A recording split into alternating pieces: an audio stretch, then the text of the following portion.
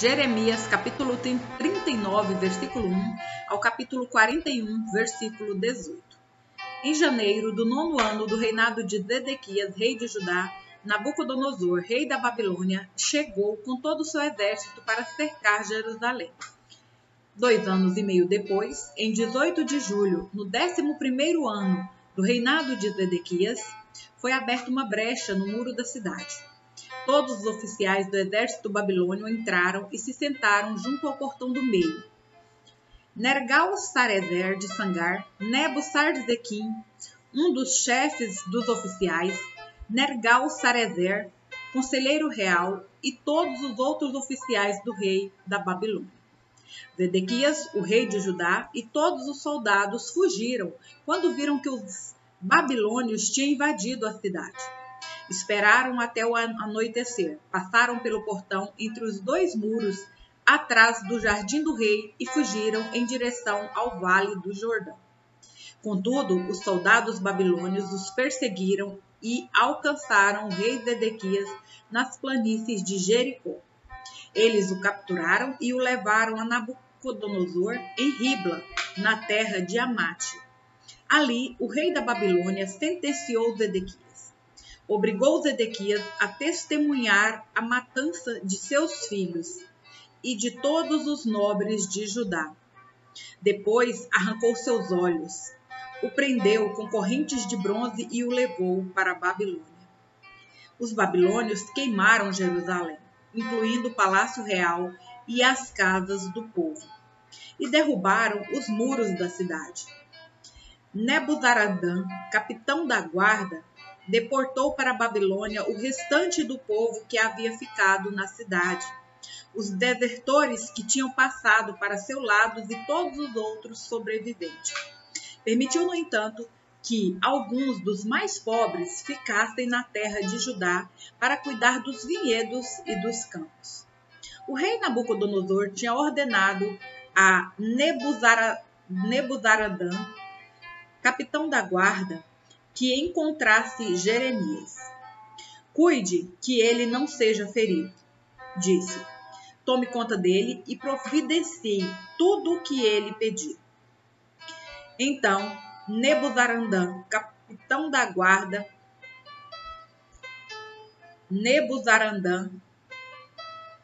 um dos chefes dos oficiais, Nergal-Sarezer, conselheiro real, e os outros oficiais do rei da Babilônia mandaram tirar Jeremias da prisão.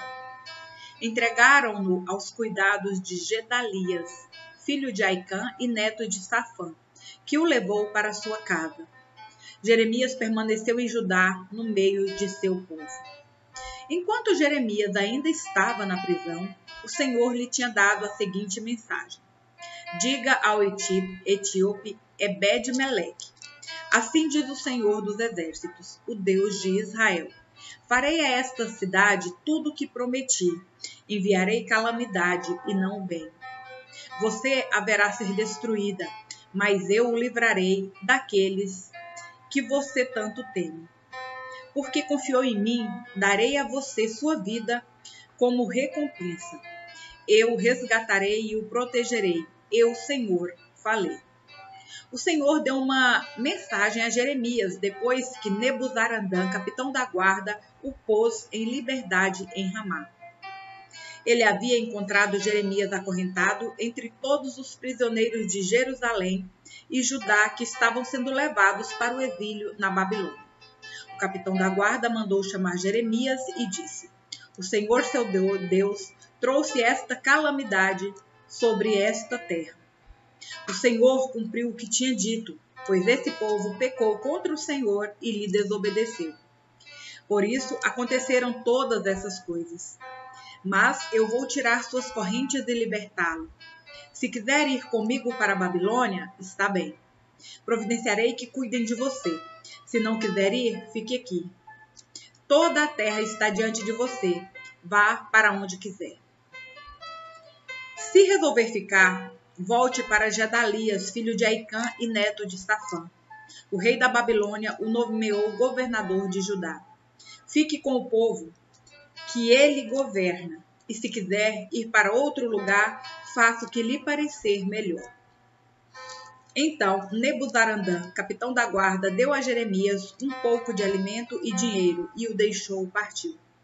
Jeremias voltou para Gedalias, filho de Aicã, em Mispá, e habitou em Judá com os poucos que havia ficado na terra.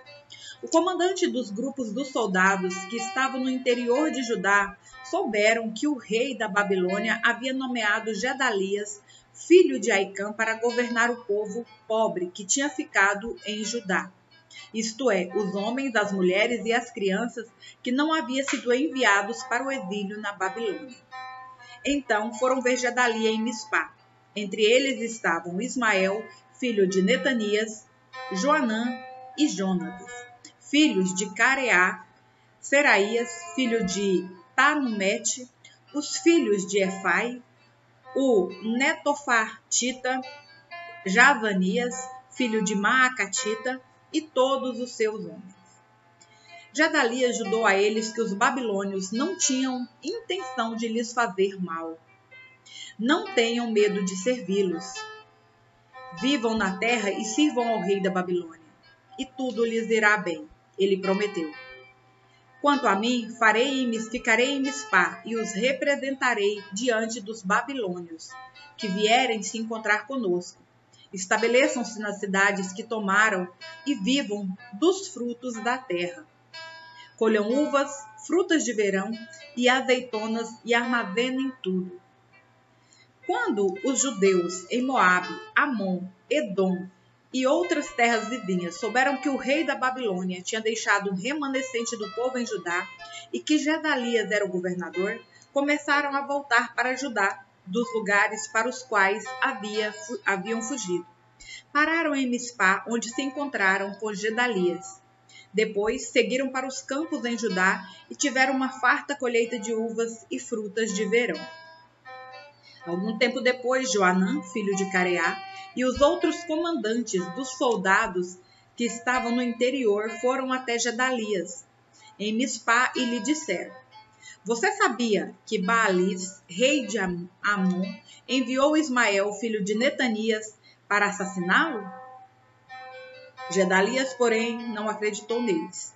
Mais tarde, Joanã falou com Gedalias em particular e se ofereceu para matar Ismael em segredo. Por que deixar que ele venha e mate você? Joanã perguntou: O que será então dos judeus que voltaram? Se isso acontecer, os poucos que restaram ficarão espalhados e perdidos. Gedalias, porém, disse a Joanã: Eu o proíbo de fazer isso, pois você está mentindo a respeito de Ismael. Em outubro daquele ano, Ismael, filho de Netanias e neto de Elisama, que era da família real e que havia sido um alto oficial do rei, foi a Mispá, com dezenas de homens para se encontrar com Gedalias, filho de Aicã e neto de Safã. Enquanto faziam uma refeição juntos, Ismael e os 10 homens se levantaram de um salto. Puxaram suas espadas e mataram Gedalias, que o rei da Babilônia havia nomeado governador. E Ismael também matou todos os soldados judeus e babilônios que estavam com Gedalias em Mispá. No dia seguinte, antes que alguém soubesse do assassinato de Gedalias, 80 homens chegaram de Siquém, Siló e Samaria para adorar no templo do Senhor. Tinham raspado a cabeça, rasgado as roupas e se cortado, e traziam ofertas de cereal e incenso. Ismael, filho de Netanias, saiu de Mispá e foi ao encontro deles, chorando ao longo do caminho. Quando os encontrou, disse: Venham e vejam o que aconteceu a Gedalias, filho de Aicã. Assim que todos entraram na cidade, Ismael e os homens que o acompanhavam mataram 70 deles e jogaram os corpos numa cisterna. Os outros 10 sobreviveram, pois haviam convencido Ismael a soltá-los ao prometer lhes trazer os suprimentos de trigo, cevada e mel que haviam escondido. A cisterna em que Ismael jogou os corpos dos homens que ele assassinou era grande cisterna cavada pelo rei Asa, que ele fortificou a cidade para se defender de Baasa, rei de Israel. Ismael, filho de Netanias, a encheu de cadáveres. Então Ismael prendeu as filhas do rei e outras pessoas que Nebuzaradã, capitão da guarda, havia deixado em Mispá aos cuidados de Gedalias. Ismael partiu para a terra de Amon, levando os prisioneiros.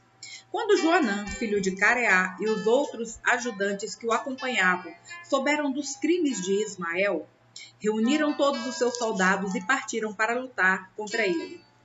Eles o alcançaram no grande açude perto de Gibeon. O povo que Ismael tinha capturado gritou de alegria quando viu Joanã e os outros comandantes. Todos os prisioneiros de Mispá escaparam e começaram a ajudar Joanã. Enquanto isso, Ismael e 8 dos homens que estavam com ele escaparam de Joanã e foram para a terra de Amon. Então Joanã, filho de Careá, e os outros comandantes levaram todo o povo que tinha resgatado em Gibeon.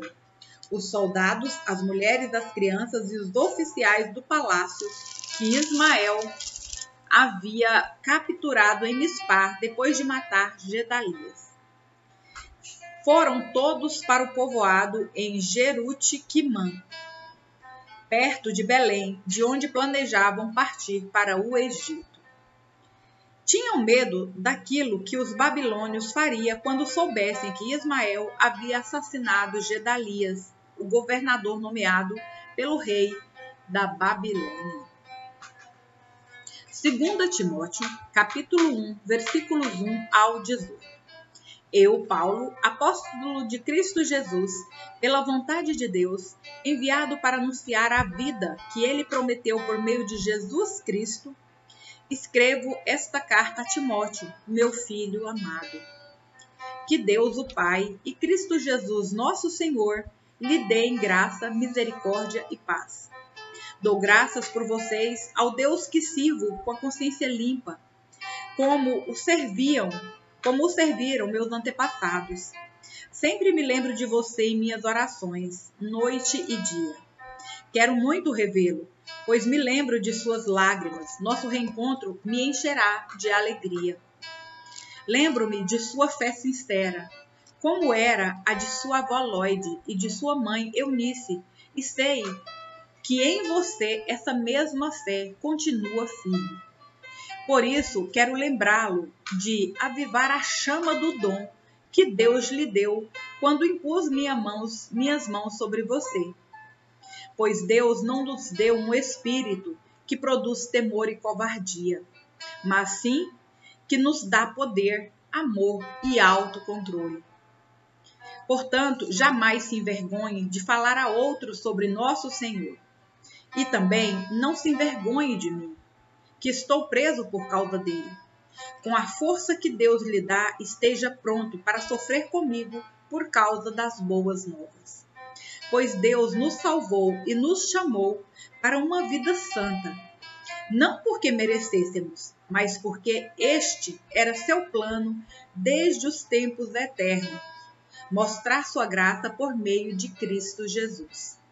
E agora ele tornou tudo isso claro para nós, com a vinda de Cristo Jesus, nosso Salvador, que destruiu o poder da morte e iluminou o caminho para a vida e a imortalidade por meio das boas novas, das quais Deus me escolheu para ser pregador, apóstolo e mestre. Por isso estou sofrendo assim, mas não me envergonho, pois conheço aquele em quem creio e tenho certeza de que ele é capaz de guardar o que me foi confiado até o dia de sua volta. Apegue-se com fé e amor em Cristo Jesus, ao modelo de ensino verdadeiro que aprendeu de mim. Pelo poder do Espírito Santo que habita em nós, guarde a verdade preciosa que lhe foi confiada.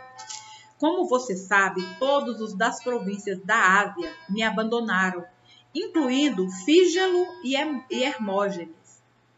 Que o Senhor demonstre misericórdia a Onesíforo e sua família, pois muitas vezes me animou em suas visitas e nunca se envergonhou por eu estar na prisão. Pelo contrário, quando veio a Roma, procurou-me diligentemente até me encontrar. Que o Senhor lhe mostre misericórdia no dia da volta de Cristo. E você sabe muito bem que ele me ajudou em Éfeso.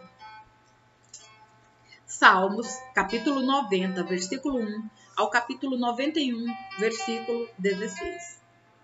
Senhor, Tu tens sido nosso refúgio ao longo das gerações. Antes que os montes nascessem, antes que formasses a terra e o mundo, de eternidade a eternidade, Tu és Deus. Fazes as pessoas voltarem ao pó quando dizes, retornem ao pó, mortais. Para ti, 1000 anos são como um dia que passa, breves como algumas horas da noite. Arrastas as pessoas como numa enchente, elas são como sonhos que desaparecem. São como a grama que nasce pela manhã brota e floresce, mas à tarde murcha e seca. Somos consumidos por tua ira, ficamos apavorados com tua fúria. Tu pões diante de ti os nossos pecados secretos, e vês todos eles. Passamos a vida debaixo de tua ira e terminamos nossos dias com um gemido. Recebemos 70 anos, alguns chegam aos 80, mas até os melhores anos são cheios de dor e desgosto. Logo desaparecem e nós voamos. Quem conhece o poder de tua ira? Grande é a tua fúria com o temor de que és digno. Ajuda-nos a entender como a vida é breve, para que vivamos com sabedoria. Ó Senhor, volta-te para nós. Até quando te demorarás? Tem compaixão de teus servos. Satisfaze-nos a cada manhã com o teu amor, para que cantemos de alegria até o final da vida. Dá-nos alegria proporcional aos dias de aflição. Compensa-nos pelos anos em que sofremos. Que nós, teus servos, vejamos teus feitos outra vez. Que nossos filhos vejam a tua glória. Seja sobre nós a bondade do Senhor, nosso Deus. Faze prosperar nossos esforços. Sim, faze prosperar nossos esforços. Aquele que habita no abrigo do Altíssimo encontrará descanso à sombra do Todo-Poderoso. Isto eu declaro a respeito do Senhor. Ele é meu refúgio, meu lugar seguro. Ele é meu Deus e nele confio. Pois ele o livrará das armadilhas da vida e o protegerá de doenças mortais. Ele o cobrirá com suas penas e o abrigará sob as suas asas. A sua fidelidade é armadura e proteção. Não tenha medo dos terrores da noite, nem da flecha que voa durante o dia. Não tema a praga que se aproxima na escuridão, nem a calamidade que devasta ao meio-dia. Ainda que 1000 caiam ao seu lado, e 10.000 morram ao seu redor, você não será atingido.